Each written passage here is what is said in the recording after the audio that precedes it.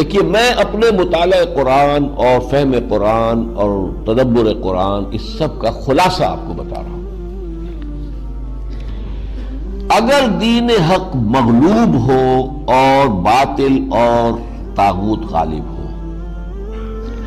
اولین فرض عین اس طاغوت کو ختم کر کے اس کے غلبے کو توڑ کر اللہ کے دین کو غالب کرنے کی جد و جہد کرنا، اصل اور پہلا اور فرض عین۔ نماز سے بھی پہلے یہ فرض ہے۔ نماز کی صداقت اس پر ہوگی، اگر یہ کر رہے ہیں تو نماز صحیح ہے، یہ نہیں کر رہے تو نماز جھوٹی ہے۔ باطل کو آپ نے گوارا کر رکھا ہے، ریکنسائل کر رکھا ہے، نماز پڑھ رہے ہیں ایاک نعبد و ایاک نستعین، جھوٹ بول رہے ہیں آپ۔ ہاں باطل کو آپ نے تسلیم نہیں کیا ہے، باطل کے خلاف آپ کی جد و جہد جاری ہے، تب آپ کہیں ایاک نعبد و ایاک نستعین تو سچ بول رہے ہیں، ورنہ نماز جھوٹ بنتا ہے۔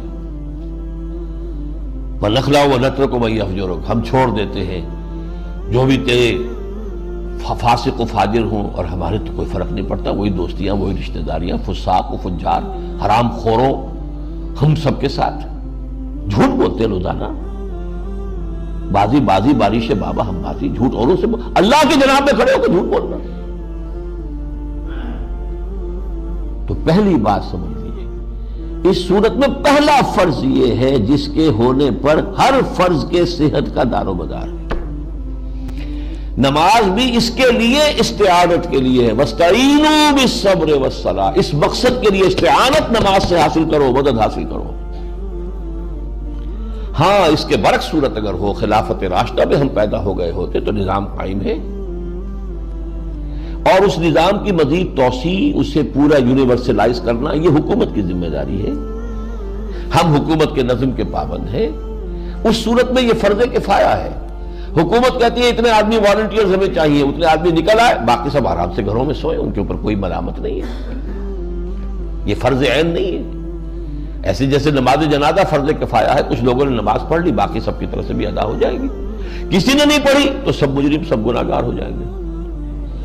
اس معنی میں اگر خلافت کا نظام قائم ہو، دین غالب ہو، تو انڈیویجولز کے اوپر سے ذمہ داری ہٹ گئی، اب وہ ادارہ موجود ہے خلافت کا، حکومت اسلامی کا، وہ اس کی دیکھ بھال کرے گا۔ How to extend this domination of Allah's deen over the whole of the globe، اور اس میں جو بھی ضرورت اسے ہے، جو اسے افرادی قوت چاہیے، مالی قوت چاہیے، تعاون چاہیے، وہ لوگ پیش کر دیں، بس ٹھیک ہے۔ لیکن جب صورت یہ نہیں ہے، باطل کے غلبے میں آپ رہ رہے ہیں، تو اقامت دین کی جد و جہد اولین فرض عین ہے، یعنی نمبر ایک اضافی نیکی نہ سمجھیے اس کو، فرض عین، اور فرض کفایہ نہ سمجھیے اس کو، فرض عین۔ فرض عین اور اولین جب میں نے کہا تو اس میں دو چیزوں کی نفی ہوئی، اضافی نیکی نہیں ہے اور فرض کفایہ نہیں۔ نمبر دو، اس فرض عین کی ادائیگی کے لیے شرط لازم ہے، شرط لازم، پری ریکویزٹ، التزام جماعت، کسی نہ کسی جماعت میں ہونا اس کے لیے لازم ہے۔ جیسے نماز فرض عین ہے، وضو کے بغیر نہیں پڑھی جا سکتی، تو وضو بھی فرض ہو گیا۔ اقامت دین کی جد و جہد وضو کے بغیر نہیں ہو سکتی، جماعت کے بغیر نہیں ہو سکتی، لہذا جماعت فرض ہے۔ دیکھیے جہاں تک پہلی بات ہے، اس کے لیے تو میں نے سارا آپ کو آج پھر دوبارہ گنوا دیا، سورہ بقرہ سے سورہ توبہ تک، اور پھر وہ سورہ شورى سے، یہ ساری چیزیں گنوا دی آپ کے سامنے۔ جہاں تک التزام جماعت کا تعلق ہے، اس پر میں قرآن مجید سے کوئی نص صریح پیش نہیں کر سکتا، I admit it۔ اشارات ہیں، اشارات کس شکل میں ہیں؟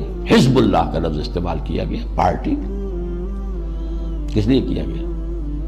رہنمائی کے لیے کیا گیا، قرآن کا ہر لفظ ایک رہنمائی لیے ہوئے۔ یا محمد رسول اللہ والذین معہ، ایک جماعتی زندگی کا نقشہ آ گیا۔ یا سورہ صف میں ہم نے آج ہی پڑھا، من انصاری اللہ، کون ہے میرا مددگار، مل کر ایک جماعتی شکل بن گئی۔ لیکن یہ اشارات ہیں، نص قطعی جس کو کہتے قرآن سے نہیں ہے میرے پاس، میں تسلیم کر رہا ہوں۔ البتہ احادیث میں نصوص قطعیہ ہے بہت سخت، علیکم بالجماعت، تم پر لازم ہے جماعت کی شکل میں ہونا۔ اور جو ایک اثر ہے حضرت عمر فاروق رضی اللہ تعالی عنہ کا، لا اسلام الا بالجماعہ، جماعت کے بغیر کوئی اسلام ہے ہی نہیں۔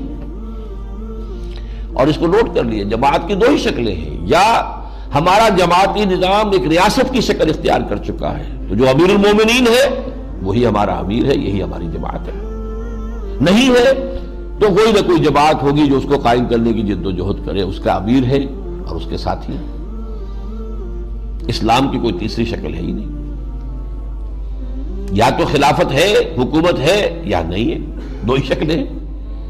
اگر ہے تو وہ جماعت ہے، حکومتی ریاستی ڈھانچہ جو ہے وہ جماعت بن گیا اب، اور اگر وہ نہیں ہے تو اس کو قائم کرنے کی جد و جہد کے لیے جماعت اس کا نظام ہو جائے گا۔